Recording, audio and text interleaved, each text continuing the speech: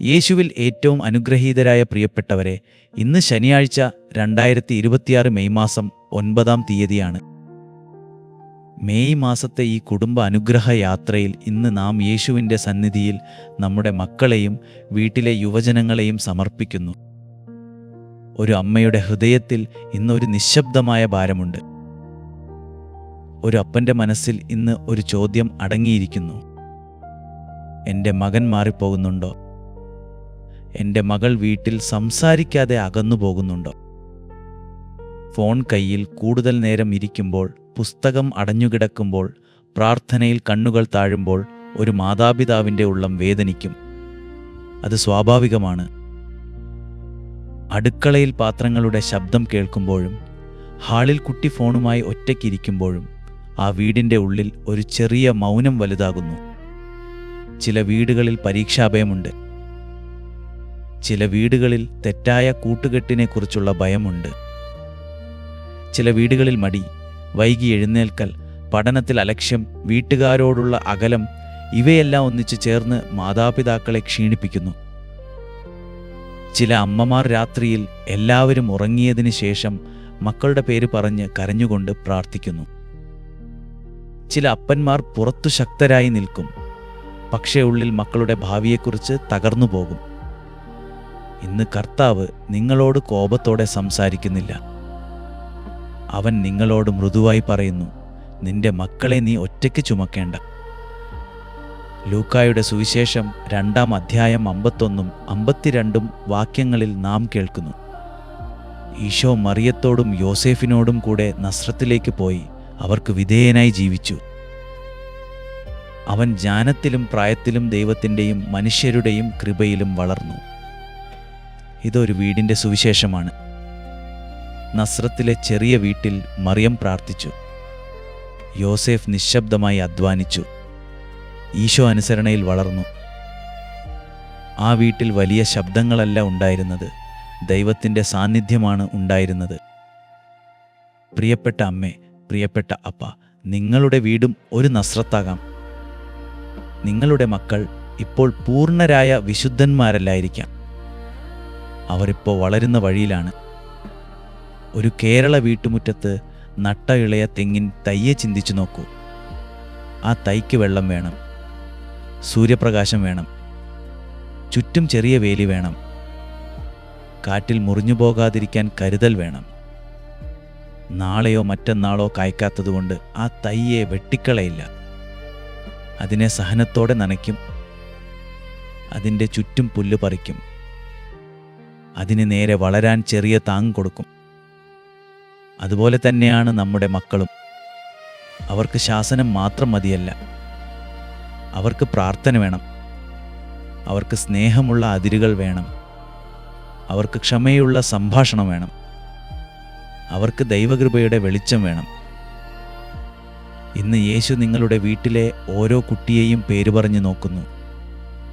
Phone സ്ക്രീനിൽ കുടുങ്ങിയ കണ്ണുകളെയും അവൻ കാണുന്നു. പുസ്തകം തുറന്നിട്ടും മനസ്സിൽ ഭയം നിറഞ്ഞിരിക്കുന്ന വിദ്യാർത്ഥിയെയും അവൻ കാണുന്നു. കൂട്ടുകാരുടെ വാക്കിൽ തള്ളിപ്പോകുന്ന ചെറുപ്പക്കാരനെയും അവൻ കാണുന്നു. വീട്ടിലെ പ്രാർത്ഥനയിൽ നിന്ന് പതുക്കെ അകന്നുപോകുന്ന ഹൃദയത്തെയും അവൻ സ്നേഹത്തോടെ കാണുന്നു. മാതാപിതാക്കളുടെ ശബ്ദം കേൾക്കുമ്പോൾ ചൊടിക്കുന്ന കുട്ടിയുടെ ഉള്ളിലും ഒരു അറിയാത്ത ഭയമുണ്ടാകാം.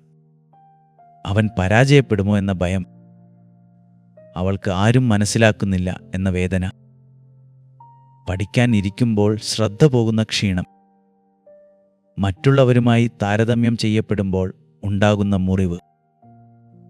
ഇന്ന് നാം കുറ്റം പറയാനല്ല, ഈശോയുടെ മുന്നിൽ മക്കളെ ഏൽപ്പിക്കാനാണ് കൂടിയിരിക്കുന്നത്. നീ മക്കളെ ഓർത്തുറങ്ങാതെ കിടക്കുമ്പോൾ ദൈവം അവരെ മറന്നിട്ടില്ല. ഈ വാക്കിന്ന് നിങ്ങളുടെ ഹൃദയത്തിൽ സൂക്ഷിക്കൂ. നീ മക്കളെ ഓർത്തുറങ്ങാതെ കിടക്കുമ്പോൾ ദൈവം അവരെ മറന്നിട്ടില്ല. കുറച്ചുനേരം നിങ്ങളുടെ വലത് കൈഹൃദയത്തിന് മുകളിൽ വെക്കൂ. മക്കളുടെ മുഖം നിങ്ങളുടെ മനസ്സിൽ ശാന്തമായി കൊണ്ടുവരൂ. സംസാരിക്കാത്ത മകനെയും കൊണ്ടുവരൂ. മുറിയിലേക്ക് പോയി വാതിൽ അടയ്ക്കുന്ന മകളെയും കൊണ്ടുവരൂ. പരീക്ഷയെ പേടിക്കുന്ന കുട്ടിയെയും കൊണ്ടുവരൂ. പ്രാർത്ഥനയിൽ മടിക്കുന്ന യുവാവിനെയും കൊണ്ടുവരൂ. ഇപ്പോൾ ഒരു മൃദുവായ ശ്വാസമെടുക്കൂ. ഈശോയുടെ മുമ്പിൽ മനസ്സിൽ പറയൂ, യേശുവേ, എൻ്റെ മക്കളെ നിന്റെ കരങ്ങളിൽ ഏൽപ്പിക്കുന്നു. യേശുവേ, എൻ്റെ മക്കളെ നിന്റെ കരങ്ങളിൽ ഏൽപ്പിക്കുന്നു. യേശുവേ, എൻ്റെ മക്കളെ നിന്റെ കരങ്ങളിൽ ഏൽപ്പിക്കുന്നു. കർത്താവേ ഈശോയെ, ഇന്ന് ഞങ്ങളുടെ വീടുകളിലേക്ക് വരണമേ. ഫോൺ ഉപയോഗത്തിൽ നിയന്ത്രണം നഷ്ടപ്പെട്ട മക്കളെ നിന്റെ ജ്ഞാനത്താൽ നയിക്കണമേ. പഠനത്തിൽ മടിവന്നവർക്ക് ഉണർവും ഉത്തരവാദിത്തവും തരണമേ. പരീക്ഷാഭയമുള്ള കുട്ടികൾക്ക് സമാധാനവും ഓർമ്മശക്തിയും ധൈര്യവും നൽകണമേ. തെറ്റായ കൂട്ടുകെട്ടിൽ പെട്ടുപോകുന്നവരെ കരുണയോടെ തിരിച്ചു നയിക്കണമേ. വീട്ടുകാരോട് സംസാരിക്കാതെ അകലുന്ന മക്കളുടെ ഹൃദയം സ്നേഹത്തോടെ തുറക്കണമേ.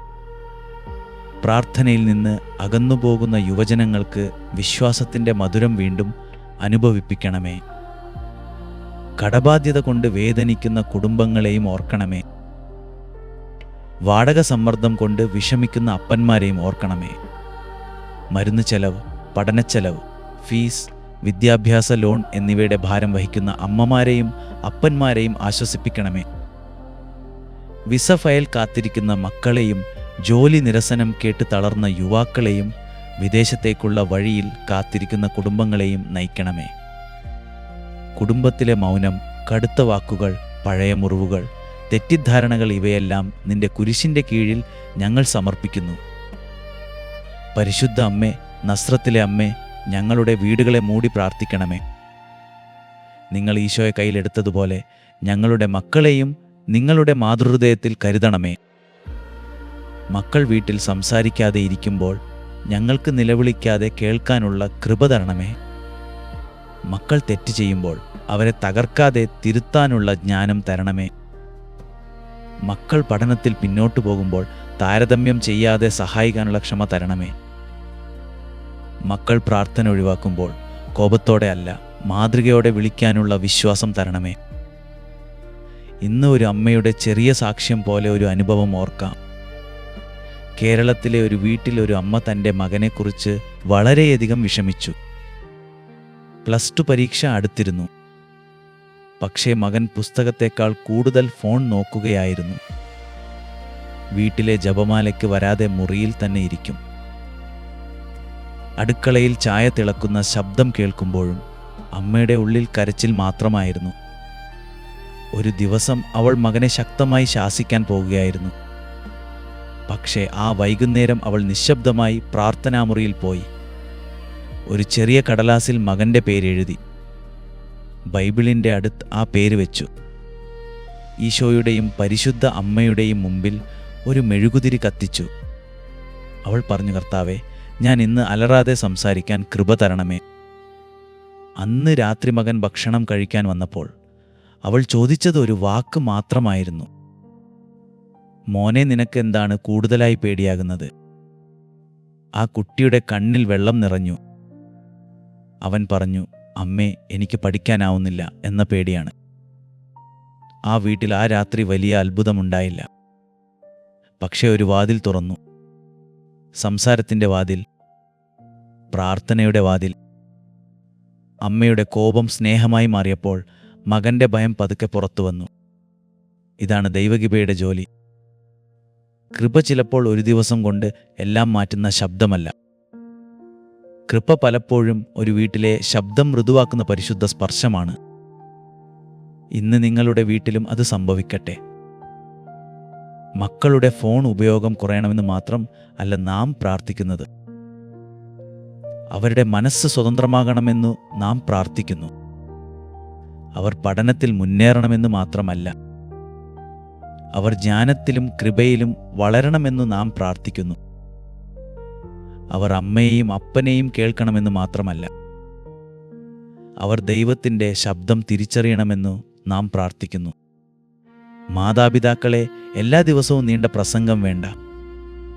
ചില ദിവസങ്ങളിൽ ഒരു മൃദുവായ വാക്ക് മതി. മോനെ, ഞാൻ നിനക്കായി പ്രാർത്ഥിക്കുന്നു. മോളെ, നിനക്ക് പേടിയുണ്ടെങ്കിൽ എന്നോട് പറയാം. നമ്മൾ ഒരുമിച്ച് തുടങ്ങാം. ഇങ്ങനെയുള്ള വാക്കുകൾ ഒരു വീട്ടിലെ വായുവിനെ മാറ്റും. കോപത്തിൻ്റെ വാക്കുകൾ കുട്ടിയുടെ ചെവിയിൽ അവസാനിച്ചേക്കാം. പക്ഷെ കരുണയുടെ വാക്കുകൾ കുട്ടിയുടെ ഹൃദയത്തിൽ നിലനിൽക്കും.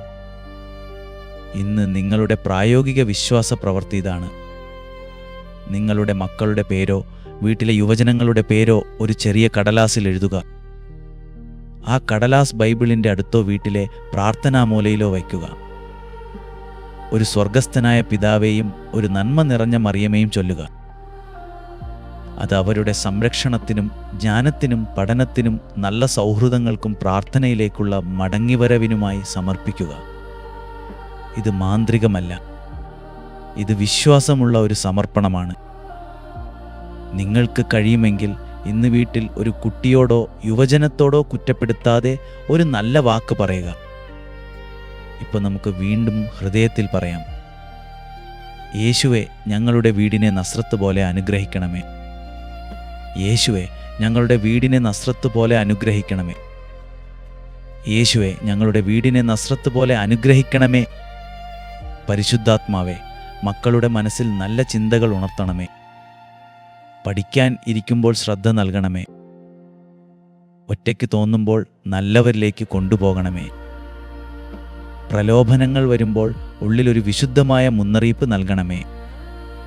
തെറ്റായ സൗഹൃദങ്ങളിൽ നിന്ന് അകലാനുള്ള ധൈര്യം നൽകണമേ. ഫോൺ മാറ്റിവെച്ച് പുസ്തകം തുറക്കാനുള്ള ചെറിയ തീരുമാനങ്ങൾക്ക് ശക്തി നൽകണമേ. രാത്രി വൈകി ഉണർന്നിരിക്കുന്ന കുട്ടികൾക്ക് ശാന്തമായ ഉറക്കം നൽകണമേ. മാതാപിതാക്കളുടെ കണ്ണുനീർ കാണാതെ പോകാതിരിക്കണമേ. പക്ഷെ ആ കണ്ണുനീർ കോപമായി മാറാതെ പ്രാർത്ഥനയായി മാറട്ടെ. ഇന്ന് കർത്താവ് ഒരു അപ്പനോട് പറയുന്നു: നിന്റെ നിശബ്ദ വേദന ഞാൻ കേൾക്കുന്നു. ഇന്ന് കർത്താവ് ഒരു അമ്മയോട് പറയുന്നു: നിന്റെ കുട്ടിയുടെ പേര് എൻ്റെ ഹൃദയത്തിലുണ്ട്. ഇന്ന് കർത്താവ് ഒരു വിദ്യാർത്ഥിയോട് പറയുന്നു: നീ ഭയപ്പെടേണ്ട, ചെറിയ ചുവടുകളായി മുന്നോട്ട് പോകൂ. ഇന്ന് കർത്താവ് ഒരു വീട്ടിനോട് പറയുന്നു: എൻ്റെ സമാധാനം നിങ്ങളോടുകൂടെ ഇരിക്കട്ടെ.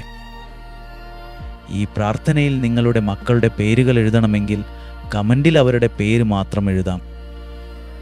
നിങ്ങൾ പ്രാർത്ഥിക്കുന്ന മകനെയോ മകളെയോ, കൊച്ചുമകനെയോ കൊച്ചുമകളെയോ, സഹോദരനെയോ സഹോദരിയോ യേശുവിൻ്റെ മുമ്പിൽ സമർപ്പിക്കാം. നിങ്ങൾ കാത്തിരിക്കുന്ന കാര്യവും ഒരു വാക്കിൽ എഴുതാം.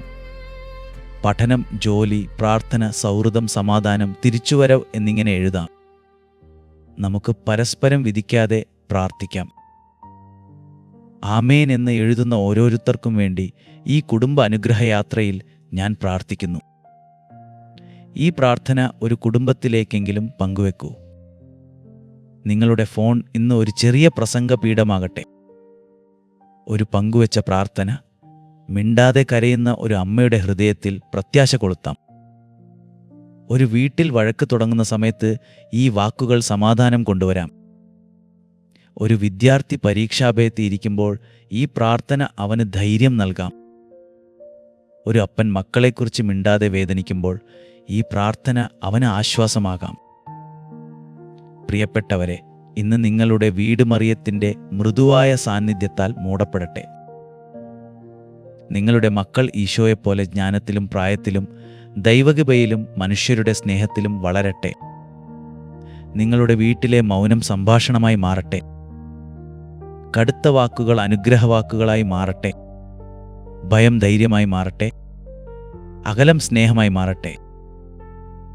കർത്താവിൻ്റെ കുരിശിൽ നിങ്ങളുടെ മക്കളുടെ പേരുകൾ പ്രകാശിക്കട്ടെ. പിതാവിൻ്റെയും പുത്രൻ്റെയും പരിശുദ്ധാത്മാവിൻ്റെയും നാമത്തിൽ നിങ്ങളുടെ കുടുംബം അനുഗ്രഹിക്കപ്പെടട്ടെ. കാണുന്നതുവരെ സ്വർഗത്തിലെ ദൈവം എന്നെയും നിങ്ങളെയും സൂക്ഷിക്കട്ടെ. ആമേൻ. നാളെ രാവിലെ കൃത്യം 5:30 തീർച്ചയായും ഞാൻ നിങ്ങളെ കാണും.